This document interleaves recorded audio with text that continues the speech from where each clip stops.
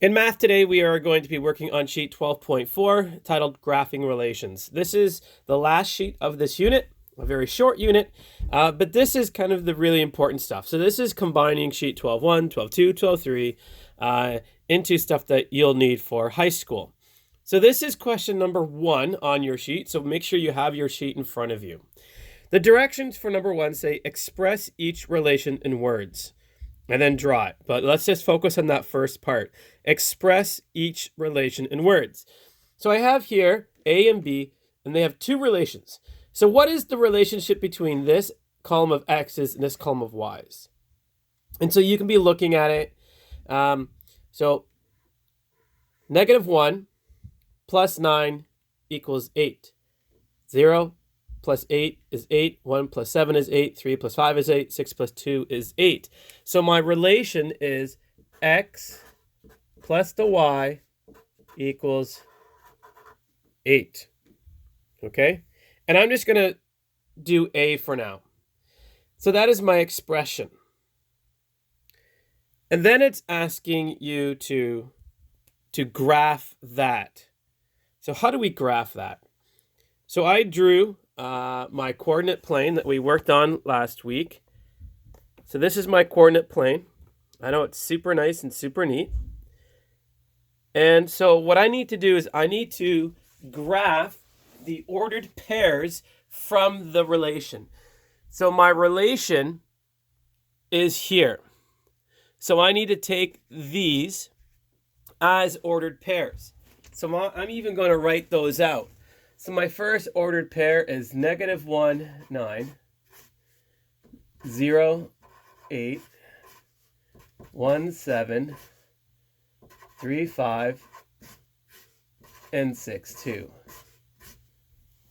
Okay, so I need to graph those out. So I'm going to be putting them onto my coordinate plane. So the first one is -1, 9. So always with the x first. So here's my -1, and here's my 9. Now what I'm going to do is I'm going to put a dot there, and I'm even going to label it. So I'm going to label it as -1, 9. Okay. Next one is 0, 8. So 0, 8, right on there. 1, 7. And as you go, you're going to be like, hey, wait a second, there's a pattern here. And that's exactly what relations are. There is a relationship between these numbers. 3, 5. And there's actually mathematical formulas to figure all this out that you'll be doing in high school. But for now, we're just getting this. 6, 2, so 6 and 2.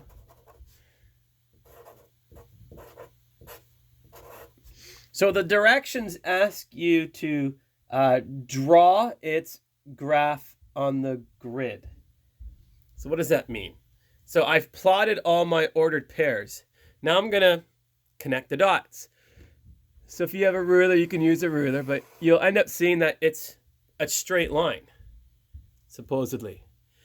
And then I'm also going to actually label that straight line as x plus y equals 8. That is my relationship. So that is what I've done. So I first started up here. This was my relation. I figured that this is my relationship between the two. I wrote my ordered pairs, and I've plotted them on my graph. I've labeled them, and I even labeled what's my line. Okay, it's actually called a slope, but we won't worry about that until next year. All right, so for question number 1, I'm going to leave B up to you. So I want you to do B. So figure out what's the relationship between these two numbers. It can be subtract or add, whatever else. But you can figure that out. And then you write out the ordered pairs, plot them, and then draw the line. So I want to take a look at question 2 for a second. I don't know if you can see that all the way down there. So 2 says that you have to find 5 ordered pairs that satisfy each relation and then draw the graph on the grid. So 2a is x minus y is 4. So what you need to do is you need to find 5 ordered pairs that will match this relation. So I've created 5 ordered pairs here. So I just start with 4, right? If we're going to subtract, so 4 minus 0 is 4, 5 minus 1 is 4, 6 minus 2 is 4. Okay, so you can come up with any number. If I had 0 to start, 0 minus what number equals 4? Okay, then you got to figure that out. So these are the 5 numbers that I figured out. So then again, what it's asking me to do is to find those ordered pairs and then to graph them. So my ordered pairs are 4, 0, 5, 1, 6, 2, 7, 3, 8, 4. Now make sure you're doing all this in pencil, because if you make mistakes, you want to be able to erase it. So I'm going to graph those ordered pairs on this same coordinate plane that I've already created. And I might bump into some of the other ones I've already done. So the first one is 4, 0. So 4, 0. And again, I want to label it. Then I have 5, 1. This is going to get confusing. I should have written this over here. Like I said, use a pencil.